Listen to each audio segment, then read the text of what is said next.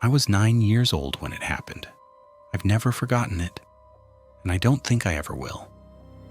My parents almost never left me home alone. I was a nervous kid, imaginative, easily scared, the kind of child who'd freak out over a coat hanging the wrong way in the dark. But that night was different. It was their anniversary and they couldn't find a babysitter. They promised me they'd be home before I fell asleep. We lived in an old wooden house in a small, quiet Oregon town. Peaceful, sometimes too peaceful. It was 8:45 p.m. when they left. I remember the time exactly because my favorite cartoon had just ended. I did what they told me to, locked the doors, turned off the downstairs lights, went upstairs. Everything seemed fine. I got into my pajamas, crawled into bed, and reached for the lamp. But then I saw it, my closet door, slightly open. Now that wasn't unusual. The door would sometimes open on its own. My dad blamed it on the uneven floorboards. But me? I always felt weird about it. Still, I got up, walked over, and closed it shut, tight. Back in bed, I turned off the light and pulled the covers up to my chin. The room was dark, but the moonlight coming through the window lit up just enough to see the outlines of furniture. Then I heard it. Kirk. The creak. Soft, but unmistakable. The closet door had opened. Again. I froze. My eyes adjusted to the darkness and I could see it now. A shape inside the closet. Tall, motionless. At first I thought it was just a shadow, but then I saw 2 small, wide eyes reflecting the moonlight, staring straight at me, not blinking. I wanted to scream, but my voice was stuck.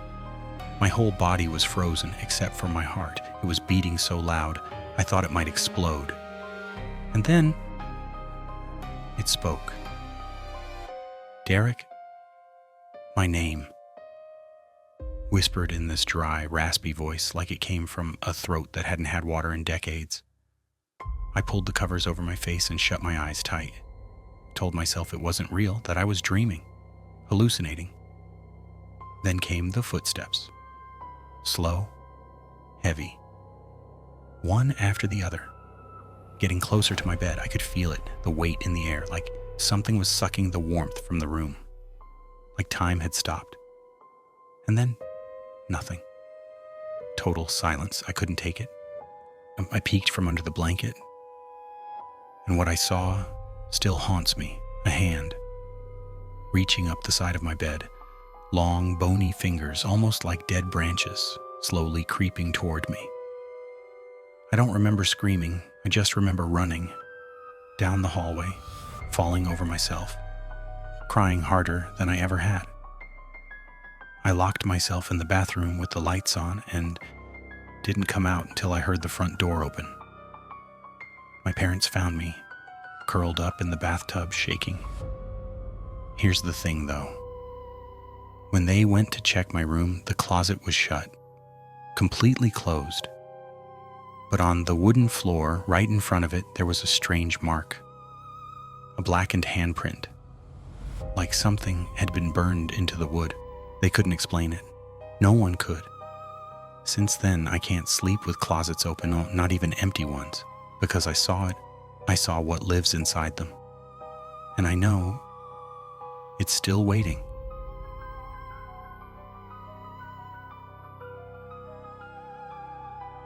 I was 12 when I found the voice, or maybe when it found me. We lived in an old house on the edge of town, one of those places where the pipes always made weird noises and the lights flickered during storms. It had a creepy basement, of course. Every old house does. But what scared me more than the basement was the drain in the laundry room. It was this rusty circular drain in the middle of the floor. I always hated it. Something about it felt wrong, like it was deeper than it looked, like it didn't just drain water, but something else. One Saturday afternoon, I was home alone. My parents were out shopping. I was upstairs playing a video game when I heard it, a voice, faint, coming through the floor. At first I thought it was the game. I muted it, still there, a whisper. It sounded like someone saying, "Help, please." I followed the sound. Down the stairs, past the creaky hallway, into the laundry room. And that's when I realized it was coming from the drain. I knelt down, pressed my ear to the cold concrete. "Help me, I'm trapped. Please." I jumped back. My heart was pounding. It was a child's voice, a boy. He sounded terrified. I shouted into the drain, asking who he was. His voice came back, trembling. "I live down here. They put me here. I can't see. Please get me out." I didn't know what to do. I wanted to run, but something kept me there. I asked him his name. He hesitated, then said, "My name is yours." That made my blood go cold. "What do you mean?" "I'm you. I'm the you they left behind." The air in the room changed. It got colder. I backed away. And then the voice started crying. Not normal crying, this low, wet sobbing, like someone who had been in the dark for years. I turned and ran, slammed the basement door shut, locked it, waited for my parents to come home. But that night, it got worse. At exactly 3:03 a.m., I woke up to the sound of water running. I followed it, terrified. All the way back to the basement door. It was open, and the drain was overflowing. But not with water, with black, thick sludge. And something was crawling out. I didn't stay to see what. I screamed, ran into my parents' room, and refused to sleep alone for weeks. They didn't believe me. No one ever did. But the worst part? Sometimes at night, I still hear him. Knocking on the pipes, whispering through the walls, crying, saying the same thing over and over. "You were supposed to come back for me."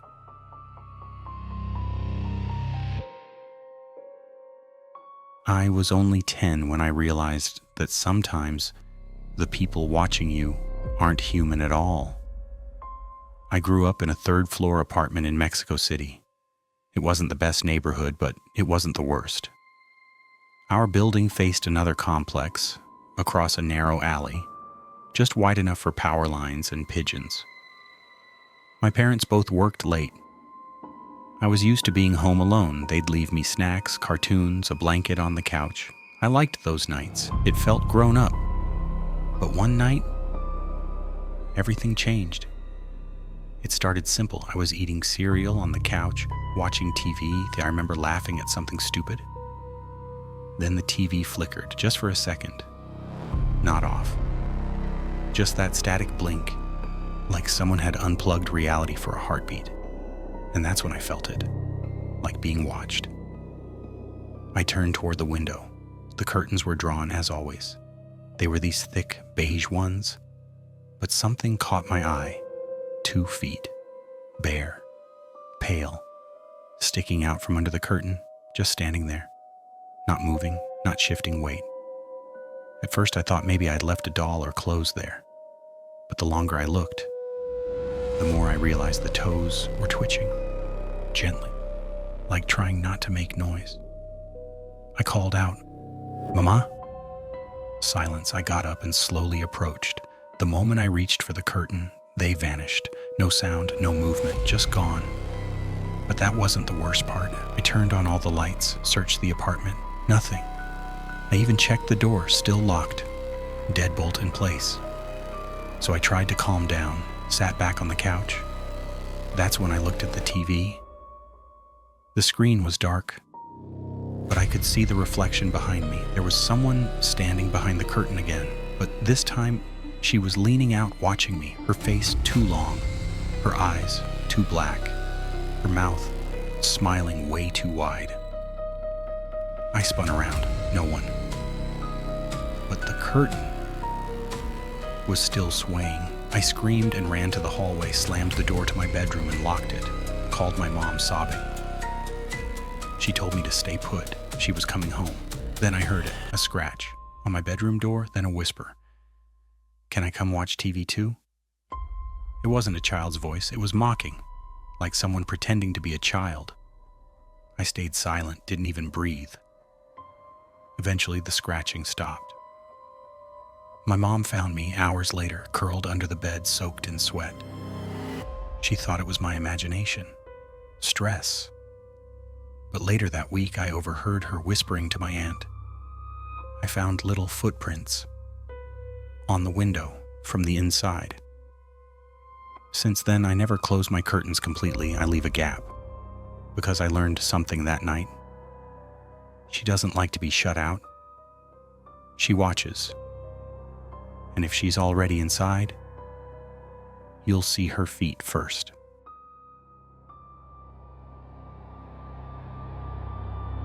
They told me it was just my imagination. But I know what I saw. I know what followed me out of that mirror. I was 11 years old when it happened. We had just moved into a big old house in a quiet Spanish village, one of those narrow, winding towns where every building leans like it's listening to secrets from centuries ago. The hallway in that house was long, too long, with creaky wooden floors and faded wallpaper that peeled like skin. But the worst part wasn't the hall itself. It was the mirror at the end of it. Tall, antique, black frame with carvings I never understood. My mom said it was a family piece. I hated it from the moment I saw it. Every night when I walked past it, I felt like it was breathing, like the air changed around it. Then one night when my parents were out, I was watching TV in the living room. All the lights were off except for the flickering screen. I heard something creak in the hallway, slow, deliberate. I muted the TV. Silence. Then I heard a whisper. It wasn't words, it was like my voice, but quieter, echoed, like someone mimicking me from a deep well. I stepped into the hallway. Nothing there, but the mirror was glowing, just faintly, like moonlight, but colder. I walked toward it, slowly, step by step. And that's when I saw it. Me, but not me. My reflection stood still, even though I was moving. Then it smiled. I didn't. I froze. It raised a hand. I didn't move. But my reflection placed its palm on the inside of the glass. I backed away. Then it spoke. With my voice, but wrong. Wet. Rotten. "You left me in here, but now I'm ready to come out." I screamed. Ran to my room, slammed the door, and hid under the covers. When my parents came home, the mirror was gone. I told them everything. They thought I was having night terrors, said they never owned any mirror like that, but I remember it. I can describe every scratch in the frame. I still dream about it, and sometimes, in certain windows, I catch a reflection that smiles when I don't.